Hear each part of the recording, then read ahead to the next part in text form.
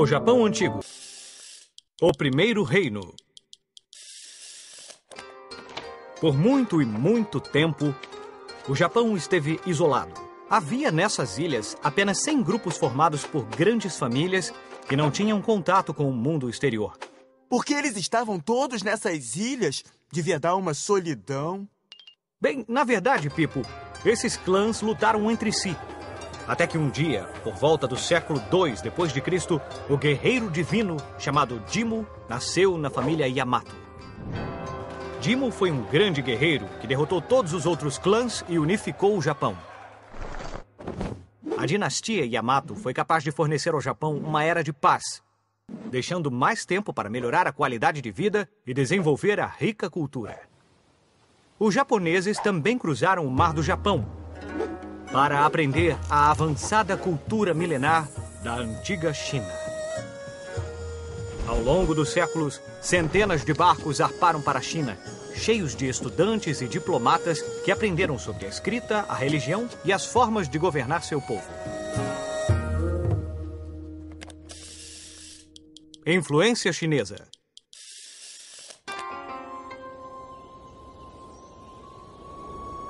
Os japoneses haviam desenvolvido sua própria religião, chamada Shintoísmo, que se baseava na reverência a diversas forças da natureza, representadas por muitos deuses.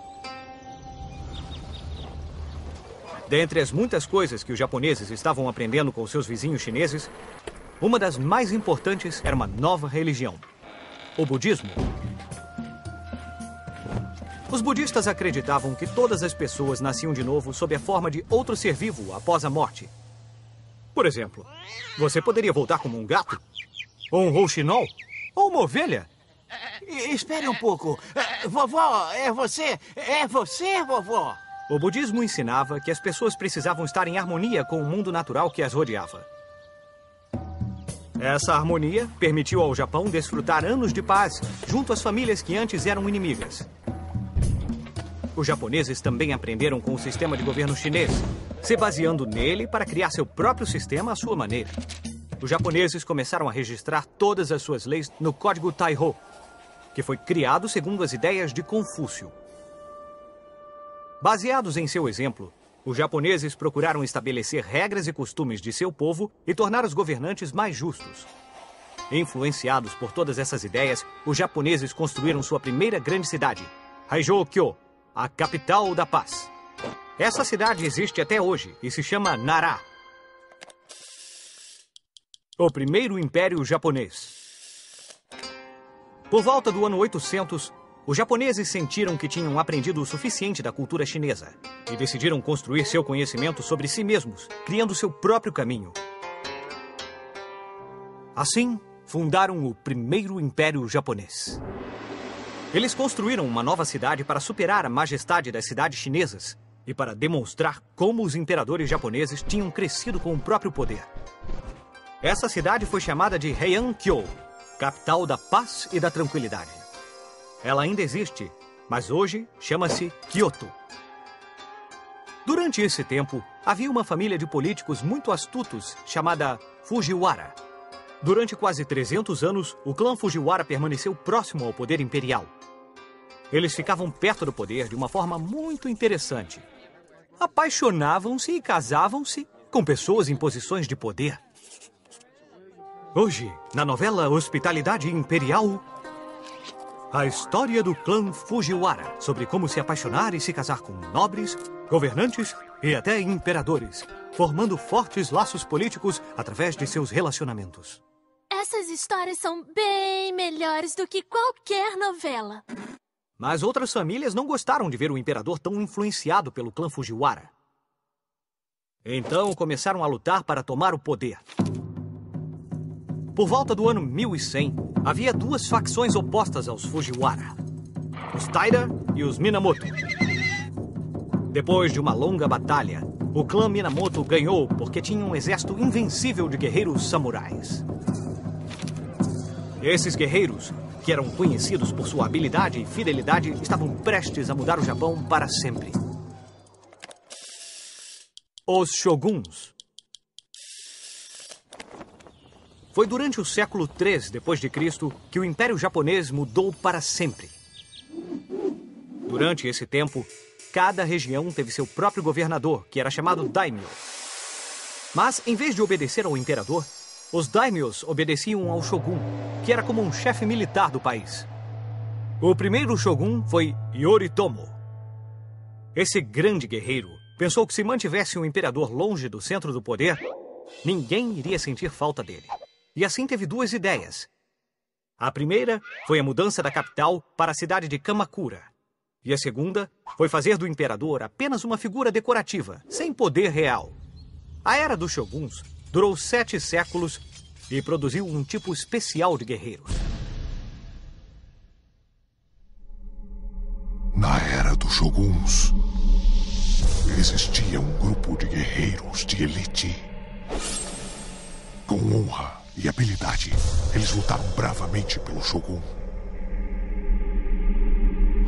Eram lendários espadachins, cujas habilidades com as espadas nunca tinham sido vistas antes. Eles eram os samurais. Vamos usar nossa bússola do tempo para ver o que estava acontecendo nos outros lugares do mundo nessa mesma época.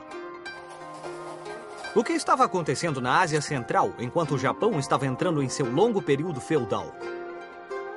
No ano de 1206, pouco depois que Yoritomo havia se tornado o primeiro shogun do Japão, Gengis Khan uniu todos os mongóis da Ásia e atacou a China e a Coreia. Em seguida, foi para o oeste, conquistando uma cidade após a outra. Eles tomaram toda a Pérsia, parte da Rússia, e chegaram até a Polônia e a Hungria. Os exércitos mongóis causaram pânico da Ásia até a Europa e criaram um império que se estendia do Oceano Pacífico ao rio Danúbio. O neto de Gengis Khan chamava-se Kublai Khan. Quando ele foi nomeado líder mongol, mudou-se da Ásia Central para a China, onde liderou a corte mais magnífica do mundo. De 1274 a 1281, Kublai Khan tentou tomar todas as ilhas do Japão. Mas em 2 ocasiões, seus navios naufragaram em tempestades ferozes chamadas tufões. Se os navios mongóis tivessem chegado ao Japão, a cultura japonesa poderia ter sido assolada. Os japoneses acreditavam que as tempestades que afundaram os navios de Kublai Khan eram espíritos divinos que protegeram o Japão desses invasores estrangeiros. Com o fracasso da invasão do exército mongol, os japoneses foram capazes de continuar a constituir sua cultura sem interrupção. Os samurais eram terríveis e desempenhavam um papel-chave para manter o shogun no poder, pois lutavam contra seus inimigos. Em troca de lealdade, o shogun dava terras e riquezas aos samurais. Mas ser um samurai não era como ser um soldado comum.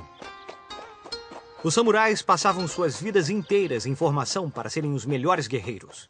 Não havia descanso nem aposentadoria. Um samurai tinha que estar preparado para dedicar toda a sua vida a servir a seu senhor. A coisa mais importante para um samurai era a sua honra. Os samurais seguiam um rigoroso código de conduta denominado Bushido, o caminho do guerreiro. Esse código enfatizava a lealdade, a retidão, a veracidade e, acima de tudo, a honra e coragem. Se um samurai falhasse em qualquer uma dessas condutas ou a serviço de seu mestre, ele perderia sua honra. Como a perda da honra era muito ruim, havia apenas uma maneira de recuperá-la: desembainhar sua curta espada, a wakizashi, e fincá-la em si mesmo. Quando um samurai tirava a própria vida dessa forma, era chamado de seppuku, e sua honra era restaurada. Muitas vezes o harakiri era feito na frente do shogun ou daimyo. Os samurais tinham armas de combate e sabiam utilizar todas elas. Havia o arco e flecha, que eles poderiam usar para atirar enquanto galopavam em seus cavalos. E a arma mais importante era a katana, uma espada longa de artesanato refinado, que era considerada o reflexo da alma do samurai.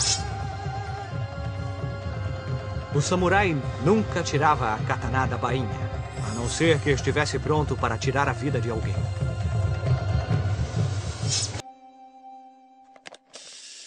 O novo isolamento. Em 1543, enquanto muitos generais lutavam durante o shogunato, Tokugawa Ieyasu nasceu. Tokugawa era uma pessoa que estava destinada a mudar o rumo do Japão mais uma vez. Capturado por uma família rival quando tinha 7 anos, Tokugawa foi treinado para ser um samurai e aprendeu sobre os códigos de honra e a arte da guerra. Aos 17 anos, foi libertado e retornou à sua casa, onde formou e treinou um exército de guerreiros que se tornaria rapidamente o maior e mais eficiente exército de todo o Japão. Em 1603, o imperador nomeou o shogun e Tokugawa iniciou sua própria dinastia. Querendo pôr fim a tantos anos de guerras civis, Tokugawa criou uma nova capital, convertendo a cidade de Edo em uma fortaleza gigante. Ao longo do tempo, a cidade passou a ser conhecida como Tóquio e até hoje é a capital do Japão. Tokugawa pensou que isolar o Japão era necessário para manter a paz, pois acreditava que as ideias e a influência dos estrangeiros corromperia a perfeita cultura japonesa. Ele achava que o cristianismo, introduzido por conta do comércio com a Europa, era especialmente perigoso, porque seus ensinamentos contrariavam valores tradicionais japoneses. Após a morte de Tokugawa, em 1637, o Japão começou a se fechar. Por exemplo, os cristãos estrangeiros já não eram permitidos em solo japonês, e os cristãos nativos foram executados. A construção dos navios também foi proibida, porque com eles as pessoas podiam deixar o país. E isso era realmente proibido. Assim, mais uma vez, o Japão entrou em uma era de total isolamento do mundo exterior. A modernização do Japão. 200 anos de isolamento se passaram antes que o Japão abrisse novamente suas portas para o mundo exterior. Entretanto, as terras distantes no mundo ocidental tiveram um grande desenvolvimento de suas indústrias. Num dia de verão, em 1853, 4 navios de guerra poderosos dos Estados Unidos da América chegaram e ancoraram em frente à cidade de Edo. O comodoro Matthew Perry desembarcou de um dos navios com uma carta para o imperador. Caro imperador, saudações dos Estados Unidos da América. Blá, blá, blá, blá, blá, blá, blá, blá, blá, blá. O presidente dos Estados Unidos, Millard Fillmore, estava à procura de amizade e comércio. Se bem que os americanos também mostraram seus navios de guerra e canhões. Quando Matthew Perry deixou o Japão, prometeu voltar em breve para ouvir a resposta. Os japoneses tinham uma grande decisão a tomar.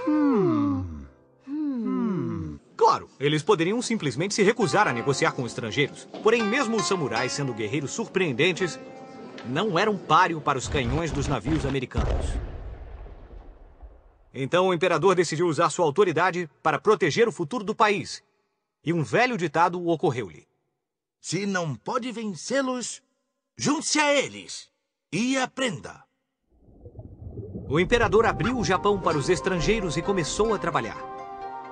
Ele chamou alemães e funcionários ingleses para organizar um exército moderno. Em seguida, enviou estudantes japoneses à Europa para aprender sobre as ciências e as novas invenções que fizeram os ocidentais tão poderosos. Com sua tenacidade e orgulho, os japoneses transformaram o país numa grande potência industrial e militar que continua a liderar o mundo de hoje.